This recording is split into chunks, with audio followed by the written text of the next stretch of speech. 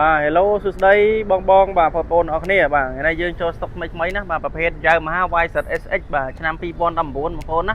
បាទប្រភេទម៉ូតូសំណុំស្អាតបាទម៉ាស៊ីនតាន់អត់ដែលប៉ះសោទេបាទអេមបាទនេះ design តែមមកបាទពណ៌យោទឹកជាមួយនឹងទឹកប៊ិចបាទខ្មៅស្អាតណាបាទតែមនេះគឺខ្ញុំធ្លាប់ធ្វើមួយឈុតហើយបាទក្នុងអំឡុងឆ្នាំម៉ូតូ2017បាទធ្វើគ្រឿងហើយឥឡូវនេះធ្វើគ្រឿងទៀតបាទតែមស្អាតបាទអេមបាទនេះយើងបានលេងពាក់សម្ាំងSMS ម្ដងបងប្អូនណាបាទលុយអានេះកັບត្រីបាទ SMS នេះ2025 26បាទតាមចូលស្តុកណាបាទយើងមកពាក់ចូល Y71 មកបងប្អូនត្រូវការទិញយកទៅបាទមិនបាច់ដូរស្មាថែមទេគឺយើងលេងឲ្យស្អាតណាបាទសបកក្រោយថ្មី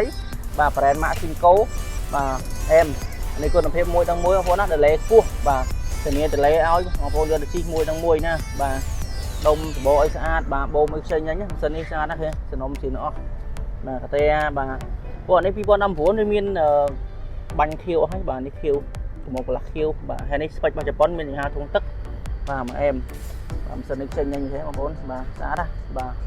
ហើយមានត្រូវការបាទ YZSX បាទឆ្នាំ2019អាចខ្ញុំមើលនៅហាងបានយើងមានស្តុកស្រាប់បាទកែបក៏នៅស៊ីនោះវាដែរកែបអែមអូខេបាទកែបនៅអត់មានតដាច់ភ្នែកទេបាទវានៅសំណុំស៊ីនវាអស់ហ្នឹងហើយបាទដាក់ញងស្អាតបាទហើយជើងខ្សែភ្លើងអីធានាឲ្យណាអត់មានថាប៉ះសោទេមើលសំណុំនៅហ្វូតនៅលាឲ្យជិះម៉ាស៊ីនអូខេបាទទេបាទម៉ាស៊ីនឲ្យស្អាតទាំងអស់ណាពេលកោសំណាំងកោអីមកចេញញ៉ាំសិននេះអេម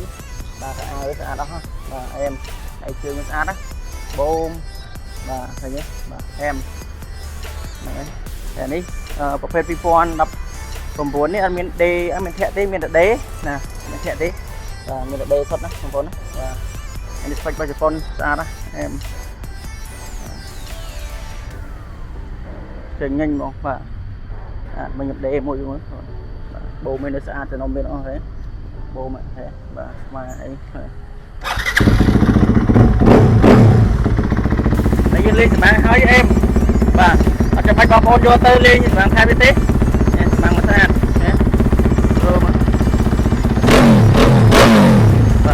ហើយសម្បាំងនេះបងប្អូនដែលចង់រកនៅហាងយើងមានលក់បាទយើងមានស្តុកស្រាប់bằng chân bên khâuនេះមានកុងទ័រសាំងមានសញ្ញាឆែកអីវាមានទាំងអស់បាទមើលដេមើលប៉ះសោតបានទេបងប្អូនណាអេមនេះបាទ